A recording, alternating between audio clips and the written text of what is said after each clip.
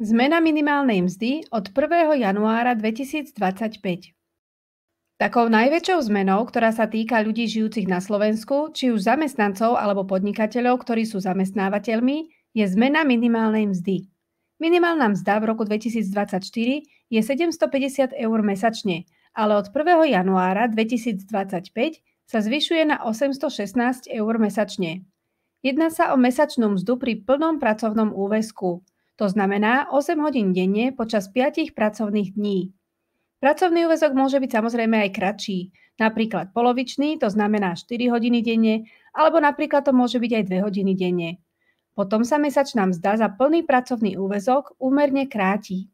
Nie každý zamestnanec je odmeňovaný mesačnou mzdou. Niektorí sú platení podľa odpracovaných hodín a teda majú hodinovú mzdu, nie mesačnú. Zákon stanovuje aj minimálnu hodinovú mzdu a to 4,69 eur. Vypočítame ju tak, že mesačnú minimálnu mzdu vydelíme priemerným počtom hodín v mesiaci, to je 174. Mimochodom, tento priemerný počet hodín v mesiaci sme vypočítali ako 8 hodín denne krát 21,75, čo je priemerný počet dní v mesiaci.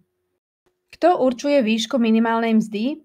Sú to zástupcovia zamestnávateľov a zástupcovia zamestnancov, ktorých rokovania prebiehajú od 1. apríla a dohodnúť sa musia do 15. júla. Ak sa nedohodnú, majú ešte potom možnosť dohodnúť sa na rokovaniach s Hospodárskou a sociálnou radou Slovenskej republiky a nájsť nejaký kompromis, a to do 31. augusta. V prípade, že sa tak nestane, minimálna mzda pre prvý stupeň náročnosti práce sa stanoví ako 57% z priemernej mesačnej mzdy zamestnanca v hospodárstve Slovenskej republiky za ten rok, ktorý 2 roky predchádza tomu roku, na ktorý sa minimálna mzda vypočítava. Tento rok k žiadnej dohode nedošlo, preto sa minimálna mzda na rok 2025 vypočíta ako priemerná mesačná mzda v hospodárstve Slovenskej republiky za rok 2023, ktorá bola 1430 eur krát 57%, to je 815,10 a po zaokrúhlení je to 816 eur.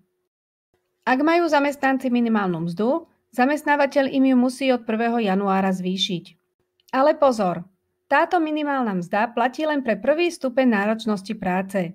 Stupňov náročnosti práce je 6 a v každom stupni sa minimálna mzda zvyšuje, takže v 6. stupni je najvyššia. Suma minimálnej mzdy na jednotlivých stupňoch sa prepočítava koeficientom. Ktoré pracovné pozície do nich patria a aká je pri nich minimálna mzda, si môžete pozrieť v ďalšom videu. Ďakujem, že ste si pozreli toto video.